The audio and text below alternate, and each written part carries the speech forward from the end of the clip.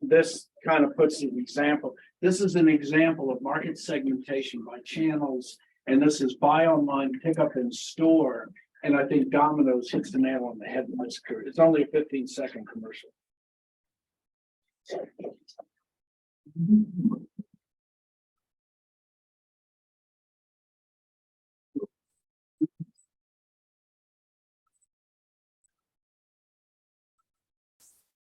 Perfect.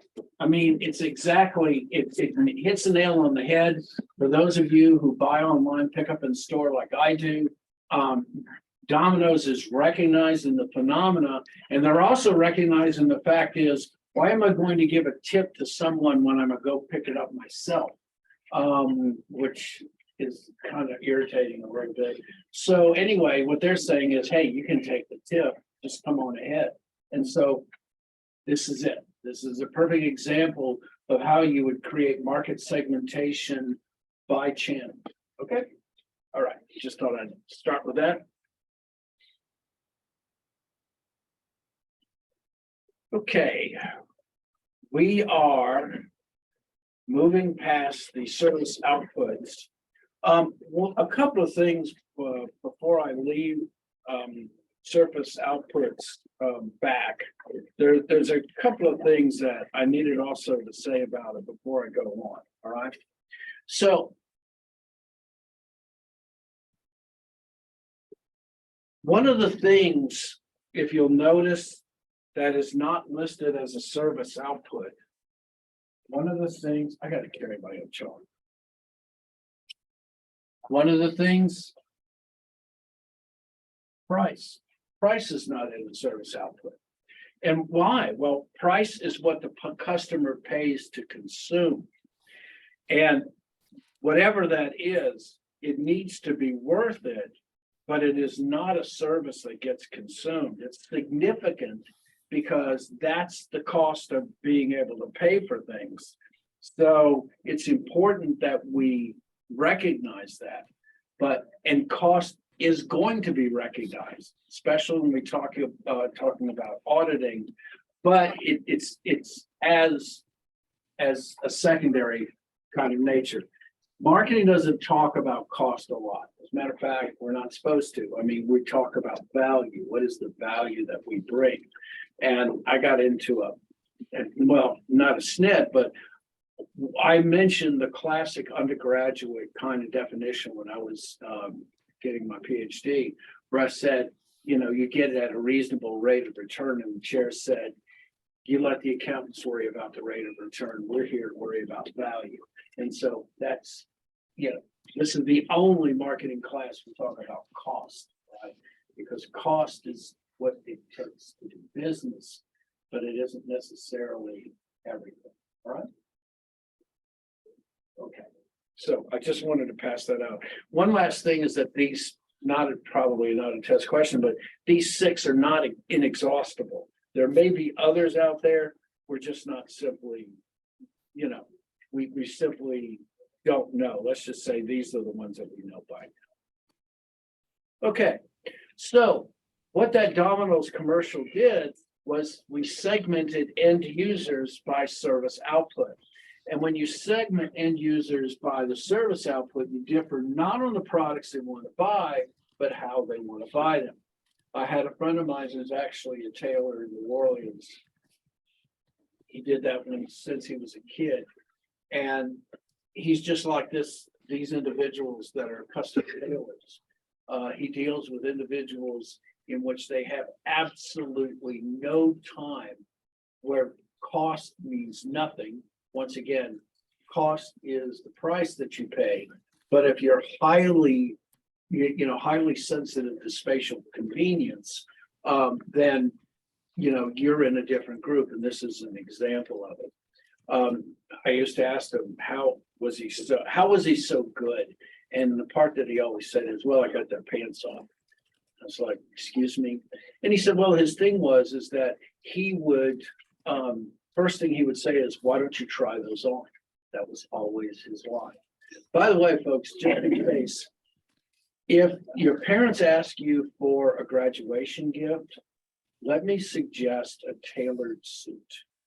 because everyone in their lives deserves one thing that was only made for them, right? I don't know if you've ever had a tailored suit before. It's worth every penny of it. You deserve it. And if they're asking and it's not an automobile, it's a reasonable place somewhere in the middle. Okay, just my thought. Okay. All right. So how do we go about segmenting end users? Well, we kind of bring up a comprehensive list about service outputs that consumers would desire. And so the example would be services provided. And so that might be fast delivery.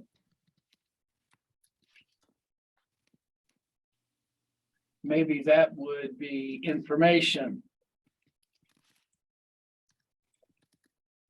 Maybe after sales service.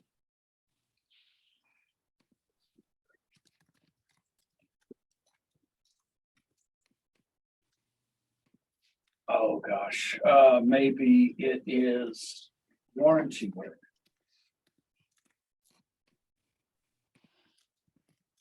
And what you would do is you would collect this information, and this information would ultimately go into like a database. There might be an online kind of survey. The survey might entail multiple things. What you would do is that you would collect this information about your customer bases, and you could maybe generalize it by the industries that your customers work in. So you collect all the information. Anybody done marketing research yet? Okay, you've done it already. So have you done regression? No, we didn't. Okay, so like what you would do is this data actually would flow into a spreadsheet, and you would use programs such as SPSS. And what they would do is they'd actually take all of this information, and based upon the responses, believe it or not, it could actually break it down into different customer bases. It's called exploratory factor analysis, EFAs. And it is the first time you ever do this. It's fascinating to see it actually do it. It will break down the information into unique separate groups, and it's pretty interesting. So this first step would be generating the comprehensive list of all of the service outputs that maybe a group will need. All right. The next is you would segment these groups. Now the software will do it for you, but this is the process. Using this possible service outputs, you segment by buyers who are maximally similar within the group. And so what that means is it's collectively exhaustive. It is everything that it is. These are all of the members of this group each, all right? Maximally different between groups means that it's mutually exclusive, which means that it is nothing that it isn't. So collectively exhaustive is everything it is. Mutually exclusive is nothing that it isn't. And the final thing is that it differs on dimensions that matter to building the distribution system. If it's something that is superfluous, that has no real meaning, then we don't worry about it. The last thing that we do is we name them. Naming is, it seems like a simple thing, but naming is actually important. It gives a face or a characteristic to the individual consumer that is grouped up into all of this. So the last thing that you do is we have to take one difficulty with what's called preference difficulty. So what's wrong with a survey question like this? Somebody want to tell me?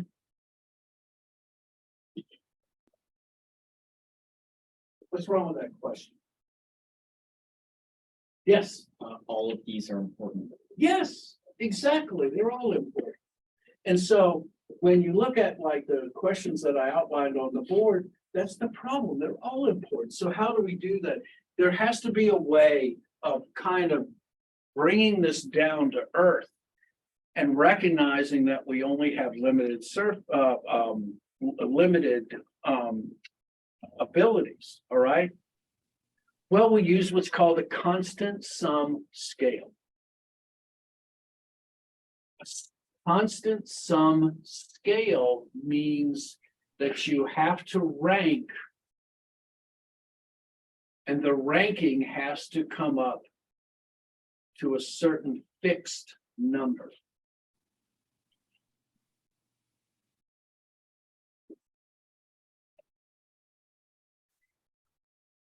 All of the numbers have to total a number, and generally that number is 100, because the number 100 makes it easy to break down. And so you would do a constant sum scale like this. And basically the way you do it is that you would have to fill it in, and it would have to equal 100. It would have to. Now, the cool thing of doing this and why it's so valuable is a couple of things. First, it defines ranking. It fixes itself in a real world where you have limited resources and some things have priority over other things.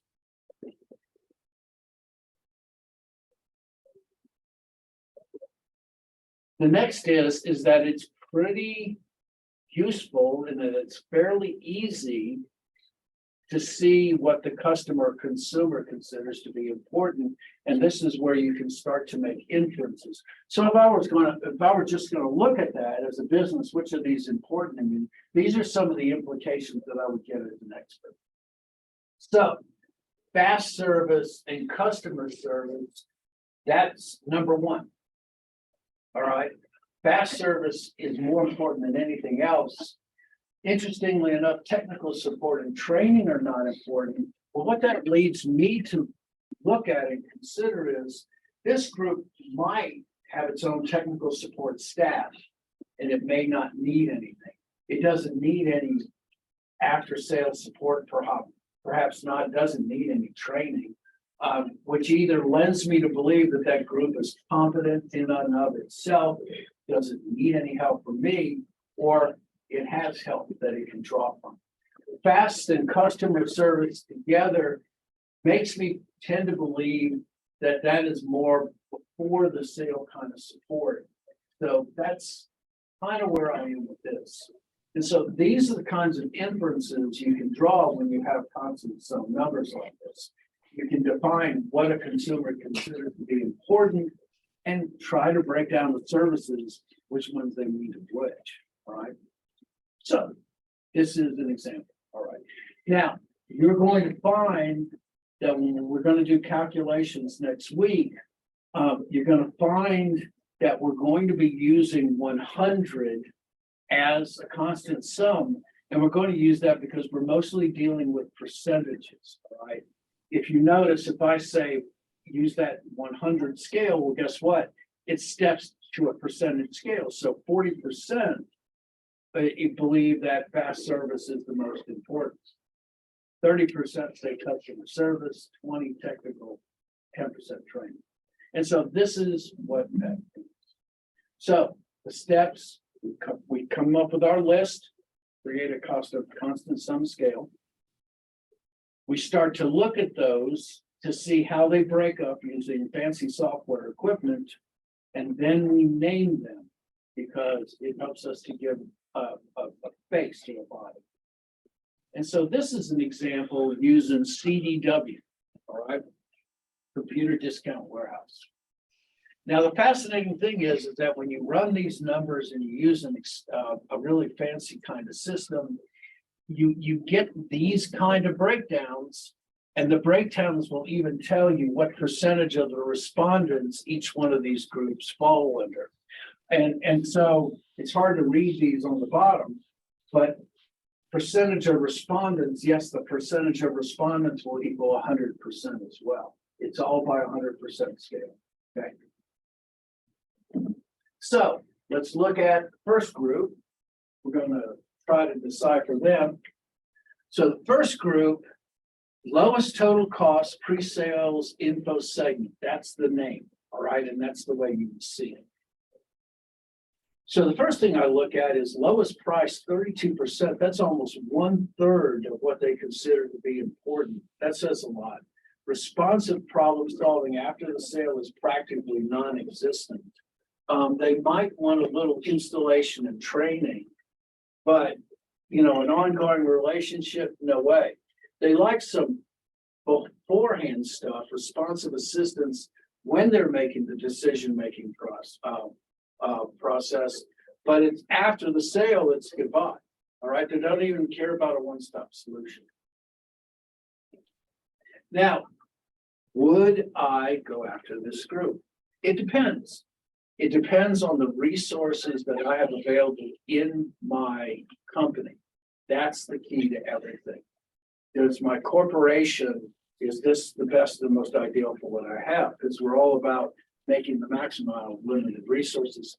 Now, I'm guessing they have their own IT department. Doesn't look like they really care. They're just looking for lowest price and they don't care about one-stop solution.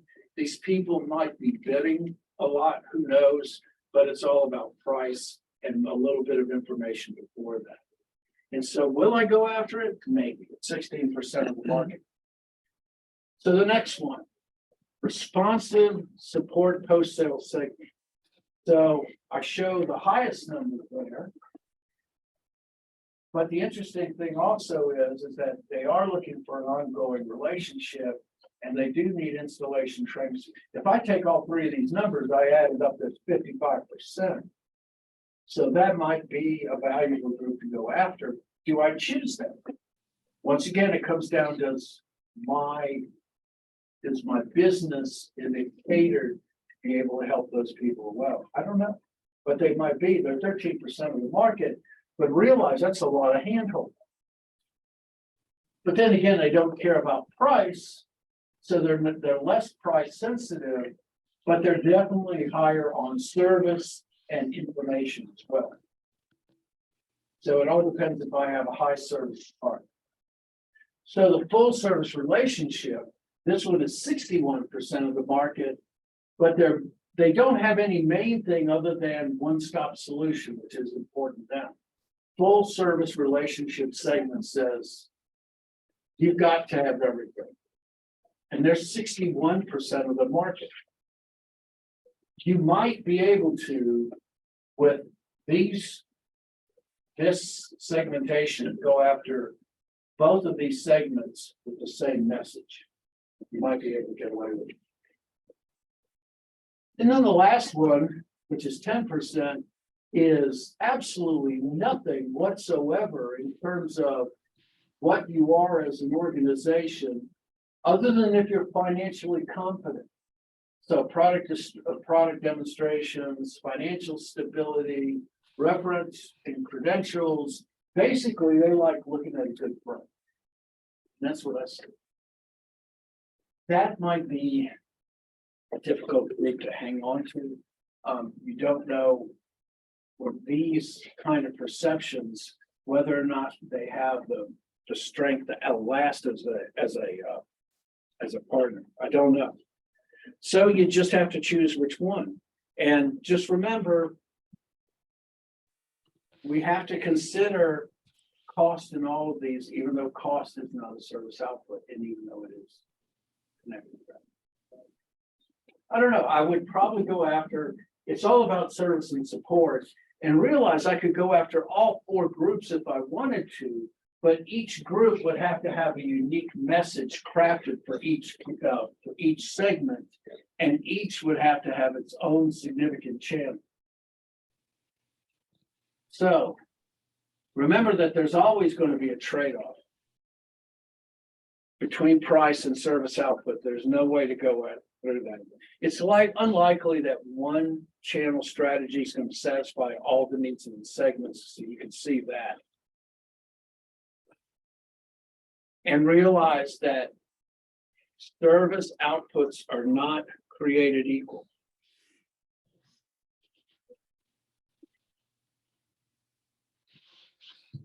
That some groups you have to do more service than for others.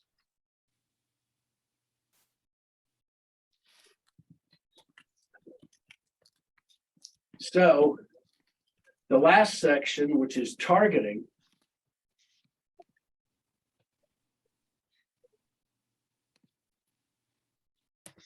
The same things that you would do in the targeting strategy when we are doing marketing are the same that you would do for segmentation for channels.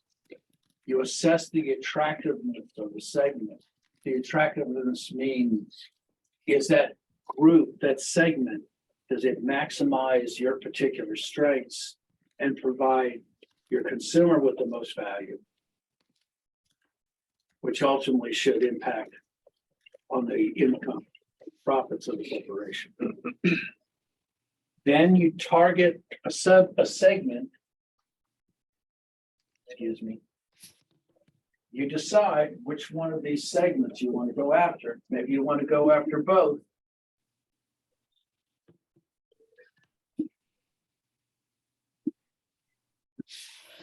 And then you customize a solution for each one.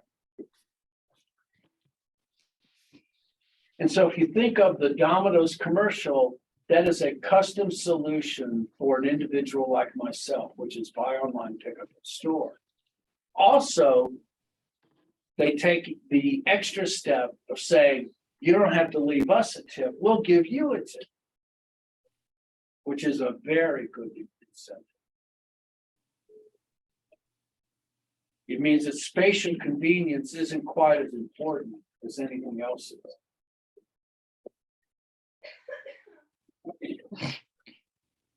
There's only one reason to target, and that's to choose a segment with the goal of achieving significant sales and profit.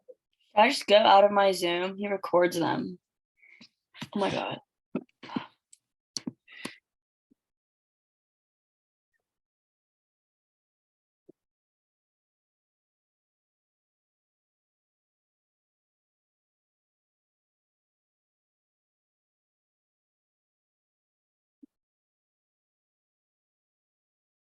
You need to build a different channel for each segment. Now realize once again, and here's the thing, it's always costly. And so targeting means also choosing which ones not to target.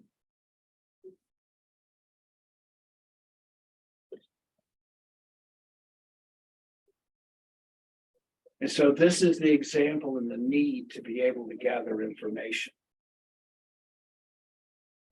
Because the information on the targeted segments can design new marketing channels. And this is the magic of this little device called the OmniChannel. The very first advent, I think, of ticketing started a decade ago.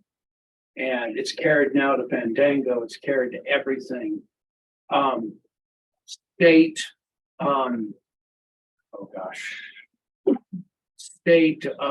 licenses are now being going online. You can use them on your phone. I was watching, you could actually get a fishing license and deer tags on your phone now. There is no limit now to where you can go. And these are all examples of being targeted by market segment.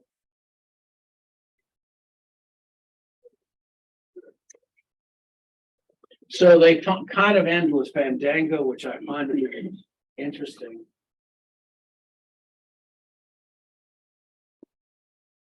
I would have been amused if they had Ticketmaster after the Taylor Swift thing, but no.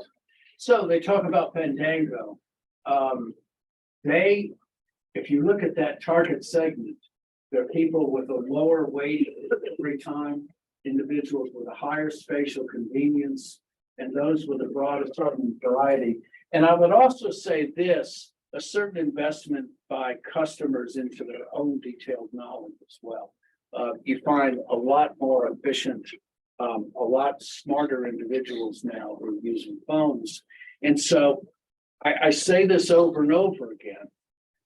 The real way that you can push the advantages on channels is to allow customers to do more of the work, because customers are willing to, if it's pitched in the right way.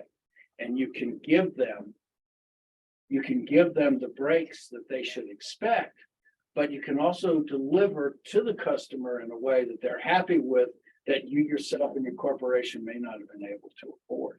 So there's always ways, the customer is the biggest flexible item in developing a channel. And this Domino's commercial says, okay? All right, so this is an example of how you do it. Okay, so we finished talking about service outputs, how to divide in customer segments, and then the relationships in service demands and how we go about designing solutions. We're going to finish with chapter 2, and we're going to start with chapter 3, going over ground a little bit that we've done before already, because it's important to go over this over and over again. And we're going to talk about the actual process of auditing. So.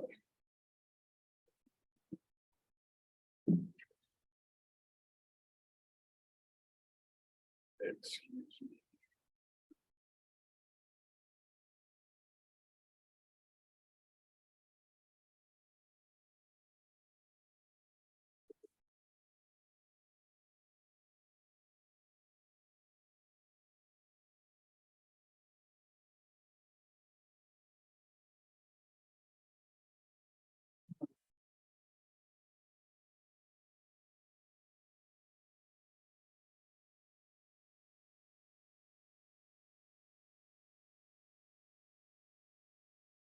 So.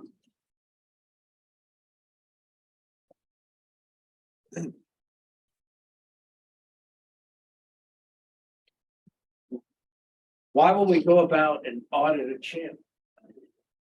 Auditing a channel is very much like auditing using accounting. And why will we do this? Okay. Auditing a channel evaluates each channel member's capability. Each channel member's capability to provide service outputs. How well is each member in the channel process performing their jobs?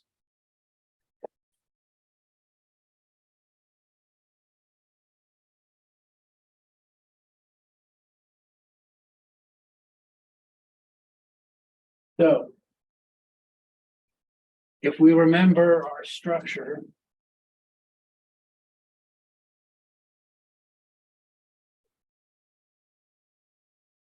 and then in user,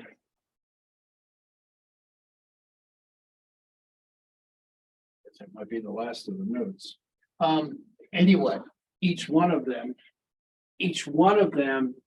in the cycle needs to be audited. That means we can have more than one retailer, more than one wholesaler. Auditing requires that we do this by the members in the channel system and see whether they're able to produce efficiently.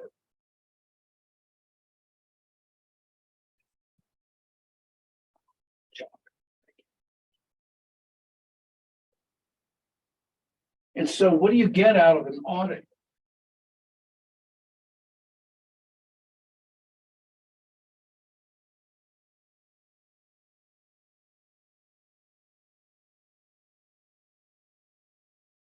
What do you get from a channel audit?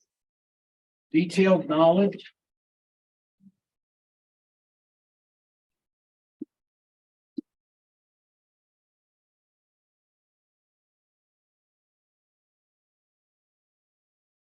Of a member's capabilities.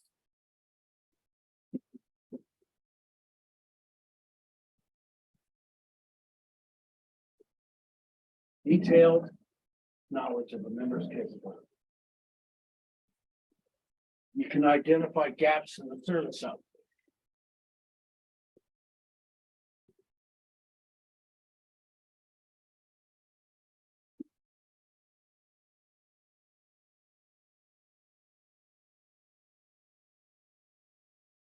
Domino's does an excellent job in their commercial by recognizing people are just not that happy for giving tips when they're coming to pick up their pizza. Nothing against it. Yeah, everybody works hard. But they give $3 back for you to you just for driving to pick it up. I think that's pretty smart. The third is know which channels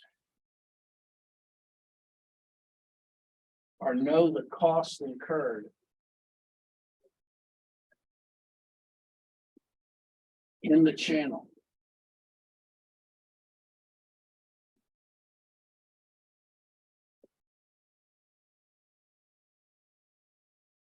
And then also whether profits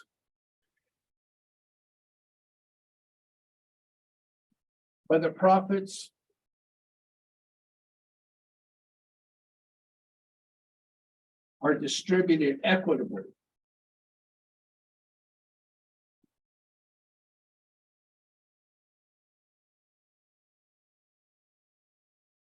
Whether the profits are being distributed equitably. Especially if we want to be able to assign the consumer with one service output or another to perform or some channel function.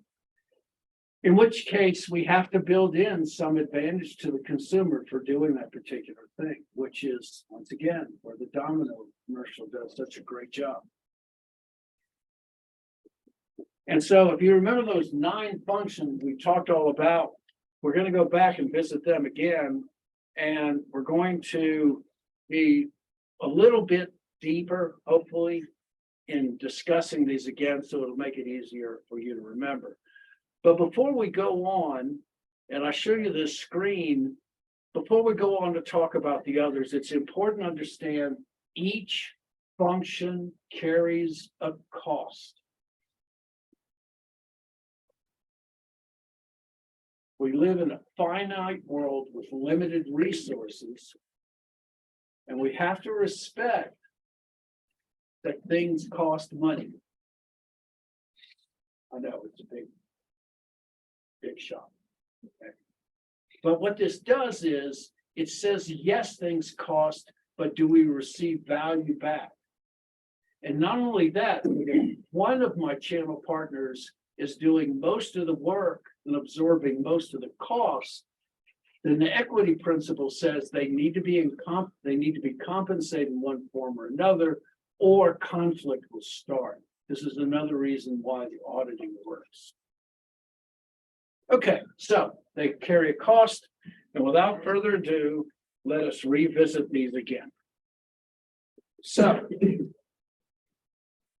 these are the actual definitions, by the way, if you want to highlight this particular slide.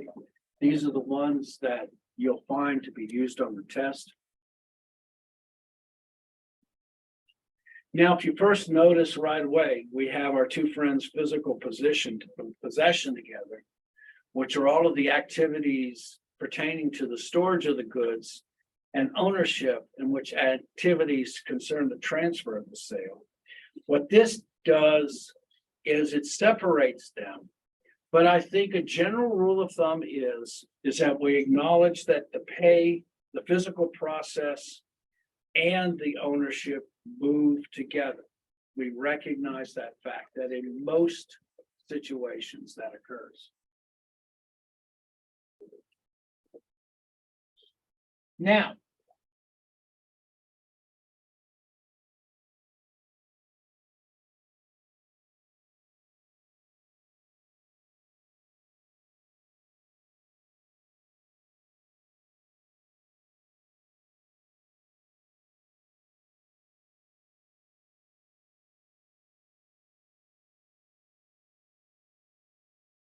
when we have physical possession and ownership together, we call this inventory holding cost. Now, if you think about it a little bit deeper, you might think to yourself, why would it be a cost? Wouldn't it be an asset to the organization? And the answer is no. Because ownership of inventory is a drag on every company. Ownership of a good is an anathema. It eats up important capital. It makes you very inflexible, especially when you start talking about things like turnover. Does anybody know what turnover means, by the way? Leaving a company, Pardon me? is it like leaving a company? Well, it's actually, yeah, that's, the turnover has to do with the individuals who come work for you. That's exactly what turnover means. It can also mean something in inventory that's valuable. And let me explain this. So I start off the year with $1,000 in goods. I buy $1,000 of goods in the year. My ending inventory is $1,000 in terms of value. This means that my turnover rate equals 1. Turnover rate is how many times I sell everything in my store. It's usually a generic category. It's also broken up individually by goods. It's extremely valuable, an important measure of success in your corporation. And I'll give you a big reason why. Okay, if turnover rate means that I sell everything that I bought in a year is 1, what would be the danger of the turnover rate being 0.8 or less than 1? What would be the disadvantage of that? You're like losing out on profits that you could have had. Yes, that's very true. Exactly. It means this is that I've got 20% of what would be my working capital tied up in inventory now. Exactly. It would also mean this, that in a year, I didn't sell everything that I have, which means I have stock back there that's eating up shelf space. Depending on whether it is a durable good, or let's just say it's an electronic good where its half-life is like 6 months, that's a very dangerous thing to have. In the 70s and 80s, taking kind of ahead here for you supply chain folks, in case you haven't heard this stuff. In the 70s and 80s, they started what was called just-in-time and material requirements planning. And what they wanted to do is do away with this turnover rate if possible. But how are we going to do it? How do we not have stock? Here's what they did. Let's just say they're building an automobile. Yes, this is my lousy automobile. And let's just say this automobile takes 30 days to build. All right. Now, they don't build it by itself. There's 100,000 other vehicles that are on the conveyor belt moving. But let's just say this one vehicle takes 30 days. So in order to start, the first thing you need is you need the chassis. All right. And so the chassis is actually bought from a third party, but I need to have it here to start the car. So let's say it takes 2 weeks for delivery. And let's just say it takes 2 weeks to build. All right.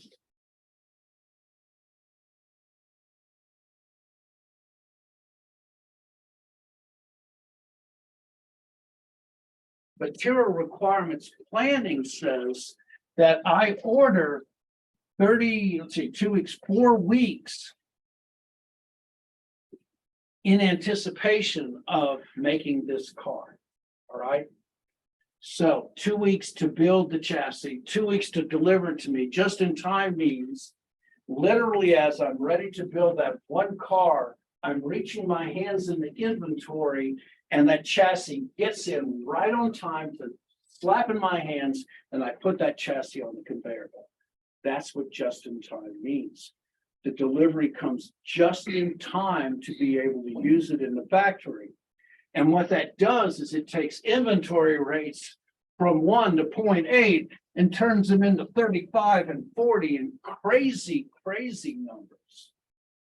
That in essence takes ownership of inventory out of the entire environment. Now, does it work all the time? We've seen for the last 2 years, it's a very delicately built system that requires consistency on shipping and delivery. And when that breaks, a whole lot of things break, okay? But this is a kind of a touch into what supply chain does. Material requirements planning says that automobile has 5,000 separate parts, and each one of those separate parts has a different just-in-time date, a different manufacturer to deal with. And really good purchasing agents are the ones that manage these as a project with thousands of these delivery dates, taking into account one at a time, okay? So this is why you supply chain folks make some good money, all right? Because these are the kinds of things that you do. So shipping, physical inventory, ownership. So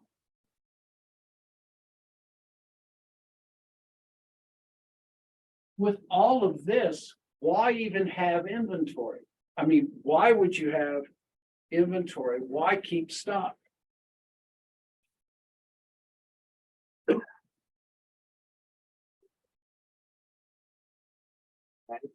Why keep stock?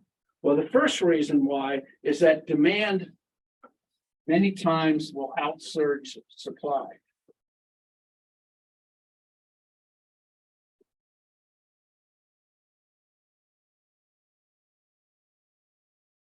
Many times we'll have what's called the buggy whip effect. We'll talk about that. And basically it comes down to is that a small change can make an enormous change when it goes down the line.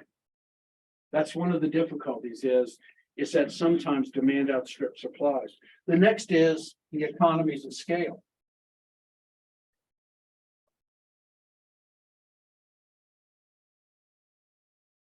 Buying in large units can be much more efficient than buying in the smaller ones. Now, you can manage that by using keiretsu, which is a Japanese term. Just in time does that in the same way by having one large order, but with multiple shipping dates. And that's how you can handle that. The third is transportation takes time.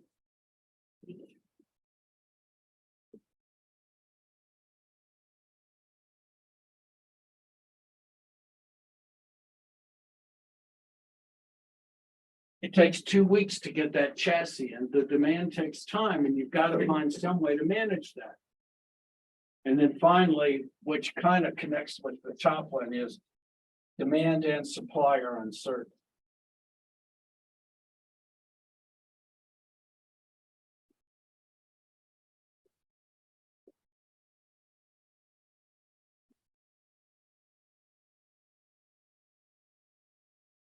All right, now these are the reasons why you keep inventory and you have what's known as a safety stock.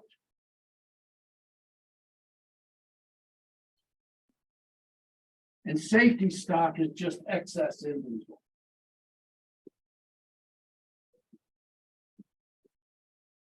I think if you look over the last 2 years, 3 years now we're going on, I can't even remember anymore. We're looking at what happens when the supply chain has too much fluctuation. Personally, me, having experience, or let's just say having a background in computers, I think the problem is just basically is we've 90%ed it. If you're a computer person, you know that when you 90% anything, 90% its capabilities, eventually something breaks down. And I think we have pushed it to its limit. And once one thing breaks down, you have multiple things breaking down. And this is why, and I've read interesting articles about going from just in time to just in case. All right, so there's the reason. So promotion, the activities that seek to increase the awareness, we all know that one. Negotiation is present in the channel of the terms if in the sale, or there's a persistence of a certain relationship. The negotiations you are always open to, but some things can be on a more consistent, constructive sale when you do it without negotiating. Now, financing. I've got one here.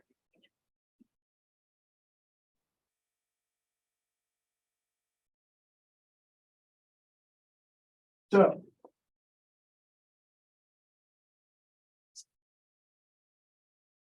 Make lousy twos. Can anyone tell me what that means?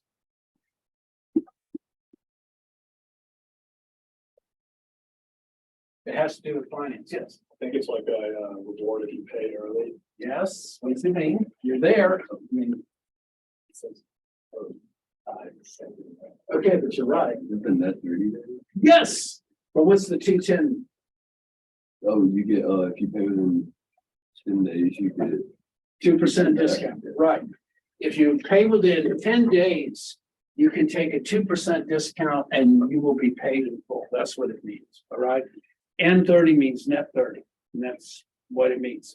Now, I want you to consider this because it's a key point in financing. What the seller is doing is accepting the cost of foregoing that income. Think about it, okay? I'm selling these goods to someone. And in the sale of those goods, they're allowing me to play with that money for 30 days. Now, it might not be much for a $100 order, but think if you're Walmart and you've got $2 billion in net 45, and even if you're talking 2%, I don't know, $5,000, $10,000, $20,000 a day, maybe. Pretty soon it's coming up to money. Financing is extremely important. It's one of the things when you go out on your own, folks, trade references are going to be extremely important to your success. And so when you get into net 30s, you have much greater flexibility than if you're having to do COD cashier's check. Right? So financing is one of the most valuable things that happens. Risk is any of the uncertainty that happens in the channel solution, and financing very closely associates with this and physical possession. The ordering and payments are all the costs that are incurred during the purchase process, and the information sale or sharing, which I have said as a test question, this is the most valuable and most important of the channel function, which is the sharing of sales trends and technical support in the information content.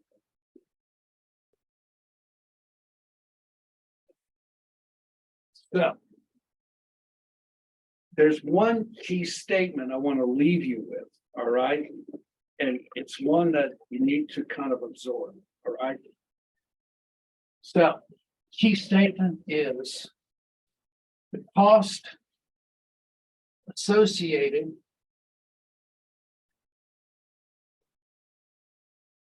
with performing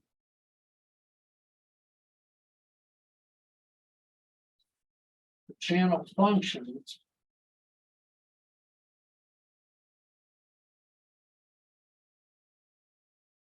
demands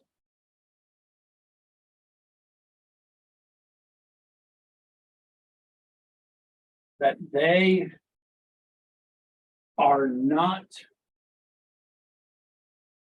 performed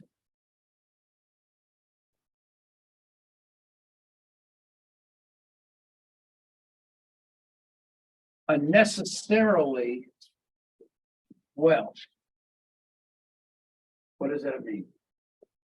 The cost associated with performing channel functions demands that they are not performed unnecessarily well.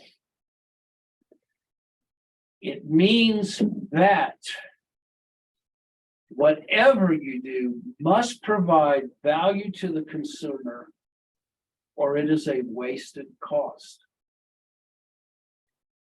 Channels leans on the fact that they're the most expensive, the most difficult to change,